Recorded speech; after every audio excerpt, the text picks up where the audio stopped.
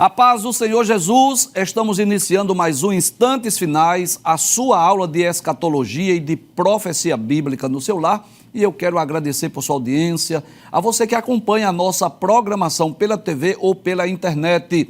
Que Deus te abençoe, que as bênçãos de Deus continuem sendo derramadas sobre a sua vida, sobre a sua família. Seja muito bem-vindo aos Instantes Finais. Se você deseja enviar uma mensagem, uma pergunta, quem sabe uma crítica, uma opinião ou sugestão, fique à vontade. O número do WhatsApp está aparecendo aí na sua tela, que é o 994661010. Lembrando aos nossos queridos internautas que nós não respondemos as perguntas que são enviadas lá pelo YouTube. Nós respondemos as perguntas que são enviadas para o nosso WhatsApp. Se você é um telespectador assíduo dos Instantes Finais, você sabe que nós estamos estudando sobre o ministério profético do Novo Testamento, esse tema maravilhoso. Já dedicamos vários programas para falar sobre as profecias que estão no Novo Testamento. Você sabe disso, não é? No Antigo Testamento nós encontramos bem mais conteúdos proféticos. Só para que você tenha uma ideia, no Antigo Testamento nós encontramos 17 livros denominados de proféticos, né?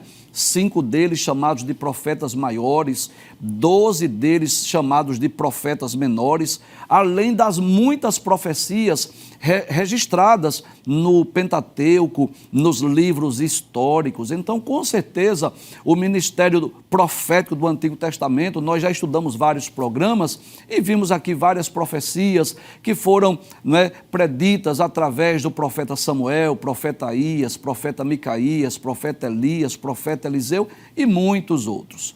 E embora os livros do Novo Testamento não sejam necessariamente livros proféticos, né?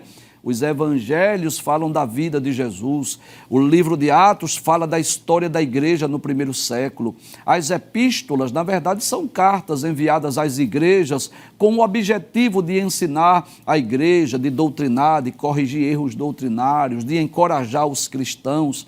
E no Novo Testamento, de forma mais específica, o livro profético do Novo Testamento é o Apocalipse. Mas que coisa interessante, nós encontramos profecias em praticamente todos os livros do Novo Testamento. Não com o mesmo conteúdo do Antigo Testamento, mas encontramos diversas dezenas de profecias que foram proferidas por seres angelicais, que foram proferidas pelo Senhor Jesus e que foram proferidas pelos apóstolos. Nós já estudamos aqui dezenas de profecias, já estamos caminhando para o final desta temporada, mas ainda temos muito conteúdo profético do Novo Testamento para estudarmos aqui nos instantes finais. Vamos relembrar os programas anteriores, os temas que nós estudamos. Nós estudamos, por exemplo, sobre a segunda epístola de Paulo a Timóteo, onde Paulo prevê a sua morte, mas ele tem a certeza da vida eterna. Inclusive, ele fala nessa carta sobre a coroa da justiça que o Senhor, o justo juiz, vai entregar não só a ele, mas a todos os que amarem a sua vinda. E estudamos também sobre a bem-aventurada esperança do salvo, baseada na carta escrita pelo apóstolo Paulo a Tito. Hoje nós estudaremos um tema que está registrado na Epístola aos Hebreus, cujo título é Cristo virá mais uma vez. Mas antes de nós estudarmos esse tema, eu gostaria de falar um pouco sobre esta Epístola aos Hebreus, que é um dos meus livros prediletos. Eu gosto muito da Epístola aos Hebreus. A Epístola aos Hebreus é o único livro do Novo Testamento cuja autoria é desconhecida, não é? Eu diria que há muita especulação sobre quem é o autor da Epístola aos Hebreus. Há quem diga que foi o apóstolo Paulo, há quem diga que foi Barnabé, enfim, há quem diga que foi o próprio Apolo, né? Nós não sabemos ao certo quem é o autor da Epístola aos Hebreus, ou o escritor, não é? Mas uma certeza nós temos é que este livro, ele foi escrito com o objetivo de falar acerca da superioridade, da supremacia de Cristo. O escritor aos Hebreus, ele é um profundo conhecedor do Antigo Testamento. Ele fala com muitos detalhes acerca da lei, acerca do sacerdócio, acerca do pacto levítico, e demonstra claramente que Jesus é superior aos anjos, que Jesus é superior a Moisés, que Jesus é superior à lei, que Jesus é superior aos sacerdotes e ao próprio sumo sacerdote do Antigo Testamento, que Jesus é superior aos sacrifícios, às ofertas do Antigo Pacto. Este, sem dúvida, é um dos temas principais da Epístola aos Hebreus, falar sobre a supremacia ou a superioridade de Cristo. Inclusive, nesta epístola tem um dos capítulos mais preciosos da Bíblia, que é o capítulo mais conhecido da Epístola aos Hebreus, que é exatamente o capítulo 11, que é a galeria dos heróis da fé, onde neste capítulo o escritor traz assim um resumo da galeria dos heróis da fé, falando de grandes nomes, né, que marcaram a história bíblica, dentre eles Abel, Enoque, Noé, Abraão, Isaque, Jacó, Moisés, Jefté, Sansão e muitos outros homens de Deus que, através da fé, fizeram coisas extraordinárias. Mas um detalhe também que eu quero destacar: o mesmo escritor também diz que pela fé muitos sofreram torturas, perseguições, foram cerrados, foram mortos ao fio da espada, enfim.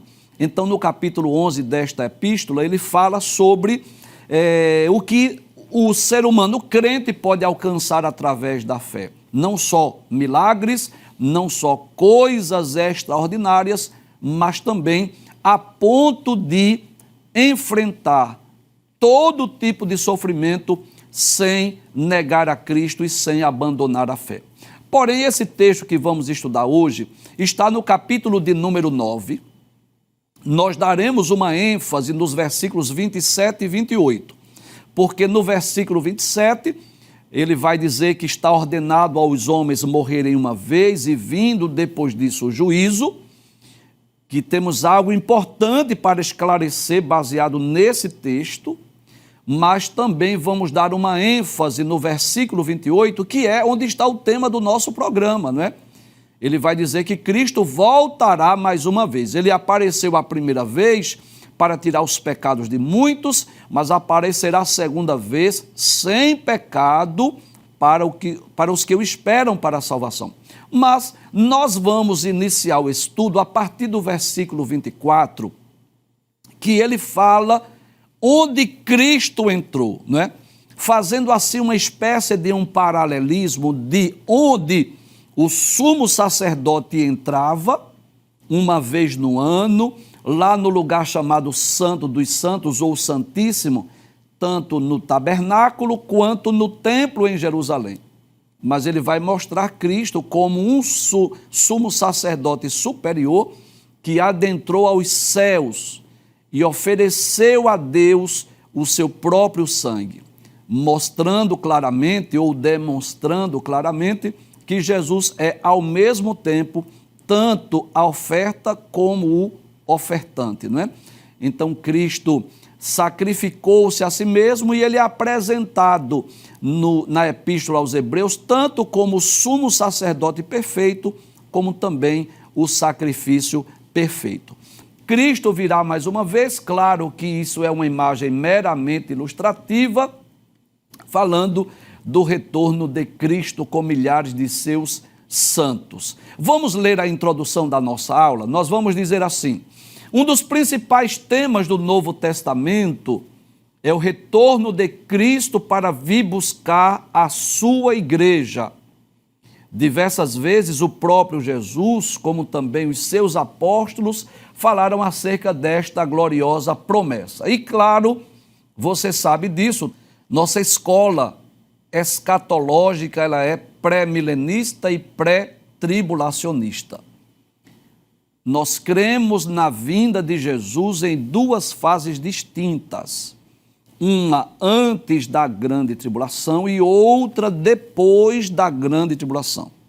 Na primeira fase, ele vem arrebatar a igreja para livrar a igreja da grande tribulação, mas na segunda fase, ele virá com a sua igreja para implantar o seu reino milenial. Então eu vou ler apenas algumas das muitas profecias acerca deste glorioso evento. Não vou ler todas para nós ganharmos tempo, mas quero esclarecer algo aqui que considero muito importante. Falar da vinda de Cristo é falar da principal esperança do salvo, da promessa mais gloriosa para o crente, que é o retorno de Jesus para vir nos buscar, para nos levar para junto de si. É claro que enquanto nós estivermos aqui na terra, no mundo, Deus nos faz ricas e gloriosas promessas. É claro que durante a nossa vida terrena, nós alcançamos, nós recebemos diversas promessas e vivenciamos o cumprimento destas promessas, mas, sem dúvida, a promessa mais importante, não é? A gloriosa promessa do salvo, é que Cristo virá nos buscar para nos levar para junto de si. E é importante lembrarmos disso, que essas promessas preditas na Bíblia Sagrada e com exclusividade nas páginas do Novo Testamento, elas foram registradas, elas foram enviadas através de cartas e epístolas às igrejas que serviam como uma mensagem de ânimo, uma mensagem de conforto, uma mensagem de fé, uma mensagem de esperança. O próprio Paulo diz isso: consolai-vos uns aos outros com estas palavras. E eu posso dizer que hoje a história se repete. Nesse mundo de caos, nesse mundo de trevas, dominado pelo príncipe das trevas, nesse mundo onde o pecado, a iniquidade, a imoralidade cresce assustadoramente, nós cristãos não devemos ver a vinda de Jesus como algo pesaroso ou temeroso, mas pelo contrário, devemos ver isso como a grande esperança do salvo. Vamos só ler alguns versículos lá do Novo Testamento. Por exemplo, essas referências tanto fazem menção à primeira fase como à segunda fase da segunda vinda de Cristo. Então eu vou citar, por exemplo, João 14, versículos 1 a 3, quando o próprio Jesus disse, não é? Não se turbe o vosso coração, crede em Deus, crede também em mim, na casa de meu pai há muitas moradas, se não fosse assim eu vos teria dito, pois vou preparar-vos lugar, e quando eu for e vos preparar lugar, eu virei outra vez e vos levarei para mim mesmo, para que onde eu estiver estejais vós também. Na primeira epístola de Paulo aos Coríntios, capítulo 15, versículos 51 e 52, Paulo diz: eis aqui vos digo um mistério, na verdade nem todos dormiremos, mas todos seremos transformados num momento, num abrir e fechar de olhos ante a última trombeta, porque a trombeta soará, os mortos ressuscitarão incorruptíveis e nós seremos transformados. Na primeira epístola aos Tessalonicenses, capítulo 4, versículos 13 a 18, Paulo diz isso: eu não quero que vocês sejam ignorantes acerca dos que dormem ou dos que morreram, para que vocês não se entristeçam, como os demais que não têm esperança. Porque se cremos que Jesus morreu e ressuscitou, assim também aos que em Jesus dormem, Deus os tornará a trazer com ele. Dizemos-vos, pois, isso pela palavra do Senhor, que nós, os que ficarmos vivos para a vinda do Senhor, não precederemos os que dormem,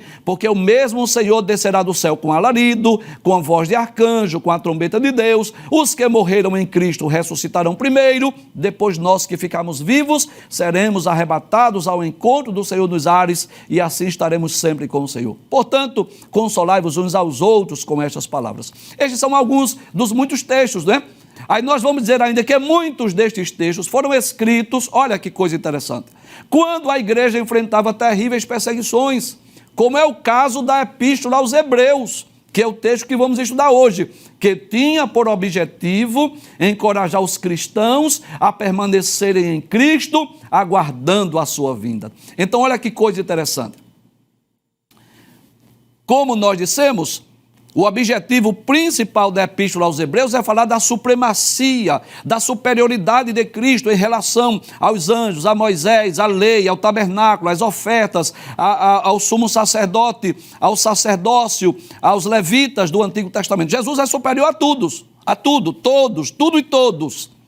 Mas ele aproveita também para falar sobre esta gloriosa promessa. Então vamos falar um pouco sobre Jesus como sumo sacerdote perfeito, o que foi que ele fez por nós, e depois vamos estudar sobre essa gloriosa promessa que também está presente na Epístola aos Hebreus. O escritor aos Hebreus diz assim: porque Cristo não entrou num santuário feito por mãos, figura do verdadeiro, porém no mesmo céu, para agora comparecer por nós perante a face de Deus. Olha que coisa maravilhosa. O que o escritor aos Hebreus está falando é que Cristo é o sumo sacerdote perfeito. Inclusive, se você quiser conhecer melhor esse assunto, deixa eu lhe dar um conselho aqui. Você pode ler, por exemplo, o capítulo 8 da Epístola aos Hebreus, que vai mostrar que o antigo pacto era símbolo transitório. Cristo é mediador de um pacto melhor e eterno. E no capítulo 9, todo o capítulo 9, ele vai dizer que os sacrifícios do santuário, por causa de suas imperfeições, deveriam repetir-se, mas o de Cristo é único porque ele é perfeito. Se você quiser compreender melhor, leia esses 2 capítulos para você ter uma compreensão mais detalhada de como eram os sacrifícios no antigo pacto, na antiga aliança, e o que foi o sacrifício de Cristo. Mas deixa eu te ajudar para que você entenda melhor. Durante a peregrinação no deserto, Deus disse aos filhos de Israel que construísse um tabernáculo. O que era o tabernáculo, professor? Era uma espécie de um templo móvel. E este tabernáculo, ele era montável e desmontável. Ele era feito de peles de animais, de tecido, de madeira. Havia também prata, havia ouro, havia pedras preciosas. E este tabernáculo, ele tinha 3 divisões principais. O átrio, que era aquela parte externa, ficava ali o altar dos holocaustos. Dentro da tenda, no primeiro compartimento da tenda, que nós chamamos do lugar santo, haviam 3 objetos. E quais eram? O candelabro, o altar de incenso e a mesa com os pães. Mas no segundo compartimento da tenda, que é chamado de Santo dos Santos, ou lugar santíssimo, aquele lugar estava a Arca da Aliança, que era feita de madeira, que era coberta de ouro. Havia uma tampa nessa Arca da Aliança, que estavam ali 2 querubins de ouro, cujas asas tocavam uma na outra. Dentro dessa arca estavam as tábuas da lei, estava uma botija com o maná e a vara de Arão que havia florescido. Então, uma vez no ano, o que acontecia? O sumo sacerdote, ele tomava um pouco do sangue do animal que foi sacrificado lá fora no altar dos holocaustos, e ele entrava naquele lugar chamado Santo dos Santos ou Santíssimo e aspergia o sangue daquele animal nas 4 pontas daquela Arca da Aliança. Aquilo era simbólico. Aquilo estava apontando para o sacrifício perfeito de Cristo, que realizaria um sacrifício único e perfeito, e que o sangue de Cristo tem o poder de perdoar pecados nos 4 cantos da terra. Isso era provisório, isso era temporário, isso era até que Cristo viesse. Glória a Deus por isso. Mas que coisa interessante. Jesus não podia ser sacerdote nem sumo sacerdote, porque o sacerdócio, ele era escolhido da tribo de Levi, da família de Arão. Os sacerdotes eram de uma família específica, de uma tribo específica. Jesus, ele é descendente da tribo de Judá. É por isso que o escritor aos Hebreus vai dizer que Jesus é sacerdote segundo a ordem de Melquisedeque, não é? E deixa eu explicar para você me entender melhor. Eu sei que muitos cristãos, né, que têm habilidade com a Bíblia me entendem perfeitamente, mas tem novos convertidos ou talvez pessoas não crentes que precisam de uma explicação melhor. Ora, no capítulo 14 de Gênesis vai mostrar um homem chamado Melquisedeque, que era rei de Salém, ele era rei de paz, ele era sacerdote do Deus Altíssimo. Inclusive, Abraão, quando vem daquela luta, daquela guerra envolvendo 9 reis, Abraão deu dízimo a Melquisedeque, entregou os dízimos a Melquisedeque e foi abençoado por Melquisedeque. Então, quando o escritor aos Hebreus está dizendo que Jesus é sacerdote segundo a ordem de Melquisedeque, ele está dizendo que Jesus não é da linhagem arônica, ele não é da tribo de Levi. E por quê?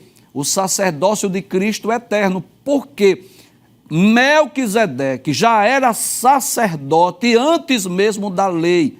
É nesse sentido. Então, Jesus nunca oficiou no templo, não. Ele entrou no templo, pregou no templo, ensinou no templo, mas oficiar não, porque ele não podia, que ele não era da tribo de Levi, ele não era da linhagem de Arão, então ele não podia, humanamente falando, ser sacerdote, muito menos sumo sacerdote. Mas ele era posso dizer assim, da linhagem de Melquisedeque. Ele era o sacerdócio de Cristo, é o sacerdócio eterno. Quando eu falo de linhagem, não estou falando no sentido humano, eu estou falando no sentido espiritual, no sentido de ser sumo sacerdote, de um sacerdócio eterno. E que coisa interessante, Jesus nunca entrou com sangue lá no lugar chamado Santíssimo ou Santo dos Santos. Jesus nunca aspergiu sangue lá na Arca da Aliança, não. Mas Jesus ofereceu a Deus o seu próprio sangue, ele penetrou nos céus, glória a Deus, para realizar o sacrifício único e perfeito.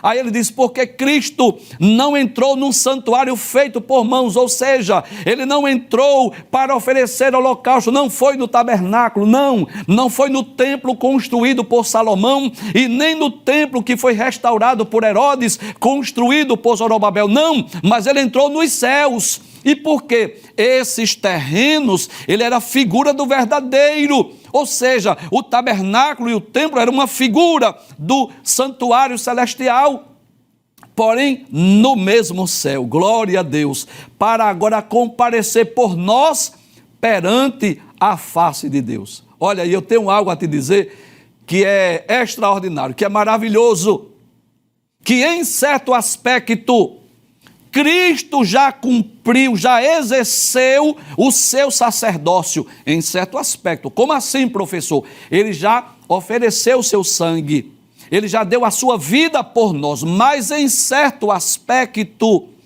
ele continua exercendo o seu ministério sacerdotal. Por quê, professor? Como podemos dizer isso?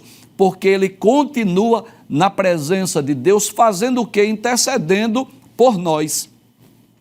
Eu quero, se você está com a sua Bíblia, eu quero lhe convidar para você abrir a sua Bíblia em Hebreus capítulo 7, versículo de número 25. Portanto, pode também salvar perfeitamente os que por ele se chegam a Deus, vivendo sempre para interceder por eles. E você sabe disso, que uma das principais atribuições ou funções do sacerdote era interceder pelo povo. Ele não só oferecia holocaustos, não só oferecia sacrifícios, mas eles também intercediam. Então, no que diz respeito ao sacrifício de Cristo, que foi único, que foi perfeito, ele já realizou. Mas em certo aspecto, ele continua exercendo um ofício sacerdotal. De que forma, professor?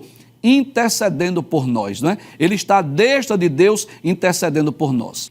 Se você está com a Bíblia, leia, por favor, Hebreus capítulo 8, versículo 1. Diz assim, ora, a suma do que temos dito é que temos um sumo sacerdote tal, que está assentado nos céus, à destra do trono da majestade. Onde é que Cristo está? Nos céus.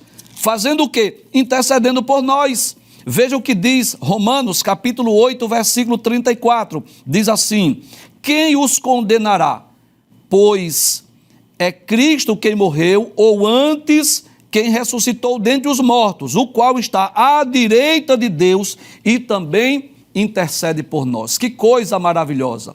Jesus já foi aos céus, já ofereceu a Deus o seu sangue, já realizou o sacrifício único e perfeito, mas em certo aspecto continua exercendo o seu ofício sacerdotal, intercedendo por cada um de nós. Vejamos o que diz Hebreus capítulo 9, versículo 25. Diz assim: nem também para a si mesmo se oferecer muitas vezes. Olha que coisa interessante, porque o sumo sacerdote também oferecia sacrifício por ele mesmo. Antes de adentrar no lugar chamado Santo dos Santos, ele oferecia por si mesmo, para ele entrar limpo, para ele entrar purificado. E claro, Jesus não tinha pecados, Jesus não precisou se oferecer por si mesmo, ele se ofereceu a Deus por nós. Aí diz: nem também para si mesmo se oferecer muitas vezes, como o sumo sacerdote cada ano entra no santuário com sangue alheio, ou seja, com o sangue dos animais. Versículo 26. Doutra maneira, necessário lhe fora padecer muitas vezes desde a fundação do mundo. Em outras palavras, olha que coisa interessante. O que o escritor aos Hebreus está dizendo é que se o sacrifício de Cristo não fosse perfeito, se ele não fosse eterno, se ele fosse transitório, seria necessário Jesus se oferecer várias vezes, continuamente, como eram realizados os sacrifícios anualmente no antigo pacto, na antiga aliança, tanto no tabernáculo como no templo em Jerusalém. Mas veja o que ele diz: de outra maneira, seria necessário lhe fora padecer muitas vezes desde a fundação do mundo, mas agora, na consumação dos séculos, uma vez se manifestou, ou seja, Cristo veio ao mundo, se humanizou, tomou forma humana. Para quê, professor? Para aniquilar o pecado pelo sacrifício de si mesmo. Glória a Deus. Inclusive, o momento é oportuno para explicar isso, que talvez você nunca atentou para isto. Por que é que Deus estabeleceu a lei das ofertas, dos sacrifícios, dos holocaustos? Já percebeu que desde o capítulo 4 de Gênesis, que nós já percebemos ali a oferta de Abel, ele ofereceu uma de suas ovelhas. Já percebeu que nas peregrinações dos patriarcas, Abraão, Isaque, Jacó, o próprio Noé, o próprio Jó oferecia holocaustos a Deus? Até que veio o livro de Levítico, onde Deus estabelece as leis, as ofertas, como deveriam ser realizados os sacrifícios. Para que isso? Por que Deus estabeleceu essa lei? Para que tanto cordeiro ser morto? Isso era pedagógico. O objetivo era dizer à humanidade que sem derramamento de sangue não há remissão de pecados. O objetivo era ensinar à humanidade que viria um cordeiro de Deus para tirar os pecados do mundo. É por essa razão que João Batista apontou para Jesus e disse: eis o cordeiro de Deus que tira o pecado do mundo. E os hebreus entenderam isso. Jesus foi à cruz do Calvário como uma oferta, como um holocausto, como um sacrifício pelos nossos pecados, para nos livrar, nos purificar de todo o pecado, para nos dar o direito à salvação, para nos dar o direito à vida eterna. E olha que coisa interessante. Você sabe disso porque você já leu e já ouviu pregações, mas eu vou lhe lembrar. Na ocasião da sua morte na cruz, o véu do templo rasgou-se de alto a baixo. E o que significa isso, professor? É que nós agora temos acesso a Deus. No antigo pacto, o acesso a Deus era através do sacerdote e do sumo sacerdote. Nós agora, cada um de nós, temos acesso a Deus. E como esse sacrifício de Jesus foi perfeito, foi único, foi perfeito, não precisa mais oferecer holocaustos. Por exemplo, você já deve ter ouvido falar que os judeus estão se preparando para a reconstrução do templo e tudo já está preparado e já estão lá prontas os utensílios do tabernáculo, as vestes sacerdotais. Ora, se os judeus quiserem continuar oferecendo holocausto, é um problema deles. Para nós não faz sentido algum. Por quê, professor? Aqueles sacrifícios eram transitórios. Cristo já veio e já realizou o sacrifício único e perfeito por nós. De outra maneira, ou seja, se aquele sacrifício de Cristo não fosse perfeito, necessário lhe fora padecer muitas vezes desde a fundação do mundo. Mas agora, na consumação dos séculos, uma vez se manifestou. Ou seja, para que Cristo veio? Para aniquilar o pecado pelo sacrifício desse mesmo. Versículo 27, olha que coisa interessante. Diz, e como aos homens está ordenado morrerem uma vez, vindo depois disso o juízo. Então você sabe que é uma lei estabelecida por Deus, em que o homem morre uma vez. Quando Deus quer, ele pode quebrar essa lei sem que isso interfira na sua justiça e na sua santidade. Eu faço questão de explicar isso porque existem vários exemplos na Bíblia de pessoas que morreram mais de uma vez. Por incrível que pareça, não é? Mas eu posso citar o filho da viúva de Sarepta, que Deus ressuscitou através de Elias, o filho da sunamita, que Deus ressuscitou através de Eliseu. Também tem o exemplo daquele defunto, que quando foram levá-lo para o cemitério, jogaram, ele tocou nos ossos de Eliseu, saiu correndo. Lembra disso? Tem um caso do Novo Testamento, da filha de Jairo, do filho da viúva de Naim, de Lázaro, irmão de Marta e Maria, de Dorcas e de Eutico. São 8 exemplos de pessoas que morreram mais de uma vez. Então, olha, há uma lei estabelecida por Deus, que está ordenado ao homem morrer uma vez. Mas quando Deus quer, isso não vai ferir a sua santidade, porque Deus é soberano, Deus é Senhor, Ele está acima da lei que Ele estabeleceu. Aí teve gente que morreu, Ele ressuscitou, depois morreu de novo. E vez por outra, você pode não acreditar, mas eu vou dizer, nós ouvimos testemunho de pessoas que estavam mortas literalmente e através da oração da igreja Jesus trouxe a vida. Então, os exemplos de ressurreição não se resumem só a estes 8 exemplos, não. Temos pessoas, é possível que esteja alguém me assistindo que tenha uma experiência dessa para contar. Mas o que eu quero deixar bem claro é que depois da morte segue-se ao juízo. Tá certo? Com muito respeito às pessoas de outros credos, de outras crenças, de outras religiões, nós não cremos naquela doutrina que é ensinada sobre as muitas encarnações, sucessivas encarnações. Nós não cremos na reencarnação, nós cremos na ressurreição. Morreu, alma e espírito vai para um lugar intermediário e depois vai aguardar a ressurreição. Então, o escritor aos Hebreus deixa bem claro, está ordenado aos homens morrerem uma vez, vindo depois disso o juízo. Então, está descartada essa possibilidade de sucessivas encarnações. Eu não digo isso para lhe ofender, mas para lhe esclarecer. E eu vou dar um exemplo bíblico que você conhece. Aquele ladrão, aquele malfeitor que morreu ao lado de Jesus na cruz, que arrependeu-se dos seus pecados, que disse assim, lembra-te de mim, Senhor, quando entrares no teu reino. Jesus não disse que ele iria sofrer várias encarnações, sucessivas encarnações. Jesus disse, hoje estarás comigo no paraíso. Versículo de número 28, que é o que eu quero chamar a atenção. É o último texto que vamos estudar hoje. Assim também Cristo, oferecendo-se uma vez para tirar os pecados de muitos. Isso fala da primeira vinda de Cristo, para que Ele veio para dar a sua vida, para tirar os pecados de muitos. O que é que o próprio Jesus disse em Marcos 10 e 45? Ele disse que o Filho do Homem não veio para ser servido, mas para servir e dar a sua vida em resgate de muitos. Ele veio com esse objetivo. Agora, que coisa interessante. No programa anterior, que nós estudamos Tito, capítulo 2, versículos 11 a 15, nós dissemos que a graça de Deus se manifestou trazendo salvação a todos os homens. E eu deixei bem claro, mas eu quero relembrar isso. Que todos poderão ser salvos, mas nem todos serão. E por quê, professor? Existem alguns critérios para ser salvo. Precisa crer em Cristo, se arrepender dos pecados, se converter dos maus caminhos, obedecer a palavra de Deus e perseverar até o fim. São requisitos para quem deseja ser salvo. Agora, observe que o texto vai dizer que ele veio, ele se manifestou para tirar os pecados de muitos. Vamos ler mais uma vez? Leia comigo.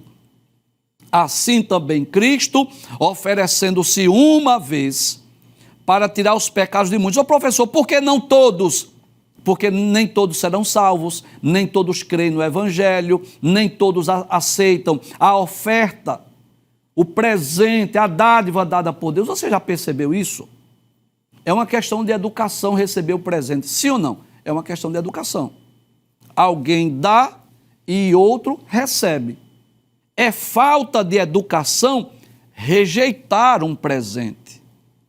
E por incrível que pareça, muitas pessoas não serão salvas pelo fato de rejeitarem ou desprezarem a oferta de Deus, o sacrifício de Cristo, o presente, o maior presente que o ser humano pode receber, que é a sua salvação. É por isso que o texto não diz todos, diz muitos. Eu vou ler mais uma vez. Eu quero que você leia comigo. Assim também Cristo, oferecendo-se uma vez para tirar os pecados de muitos. Na verdade, ele queria salvar todos, mas nem todos serão salvos. Aparecerá a segunda vez, sem pecado, aos que o esperam para a salvação. Olha que coisa gloriosa. O Cristo que veio a primeira vez, que foi morto, que foi sacrificado por nós, que deu a sua vida por nós, sim, porque Jesus não morreu, não foi somente por conta da incredulidade dos judeus. Jesus não morreu, não foi somente por conta da traição de Judas Iscariotes. Jesus não morreu, não foi somente por conta da omissão de Pôncio Pilatos, não.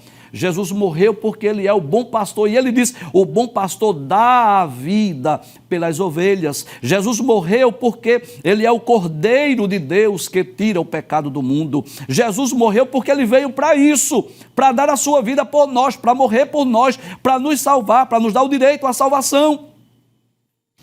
Agora, cabe a nós recebermos. Cabe a nós aceitarmos essa dádiva, esse presente que é oferecido a todos. Eu quero deixar bem claro aqui que este presente, essa salvação é oferecida a todos. Agora, basta você crer, basta você querer ser salvo, obter essa salvação. Com um detalhe, Cristo voltará segunda vez. Ele voltará mais uma vez sem pecado, porque ele já realizou o sacrifício único e perfeito por nós, e ele virá agora para os que o esperam para a salvação. Ele virá agora para aqueles que estão aguardando a sua vinda. Ele virá agora para arrebatar a sua igreja. Ele virá agora para nos levar para juntos de si. Ele virá agora para cumprir a promessa que ele mesmo fez. E é por isso que nós, cristãos, temos uma dupla cidadania. Como cidadão da terra, trabalhamos, constituímos família, quando possível, adquirimos alguns bens, quando possível, pensamos até no futuro, numa aposentadoria, mas vivemos na expectativa de que Cristo possa voltar a qualquer momento para nos levar para junto de si. Agora, há um texto que eu quero ler mais uma vez. O texto de Hebreus 9, 28. Eu vou pedir para colocar na tela para nós lermos mais uma vez. Aí ele diz, assim também Cristo, eu vou dizer com minhas palavras, para você entender melhor. Veio a primeira vez como homem, ofereceu-se a Deus uma vez. Para quê? Para tirar os pecados de muitos, ou seja, daqueles que creem. E o que vai acontecer? Ele que está à destra de Deus, intercede por nós, vai vir outra vez. Ele vai aparecer segunda vez, sem pecado, porque ele já realizou o sacrifício perfeito, mas ele vai aparecer para todos, não aos que o esperam para a salvação. Então, ele vai voltar agora e aparecer para aqueles que estão aguardando esta gloriosa promessa, o dia que Cristo virá nos buscar para nos levar para si, como ele mesmo prometeu.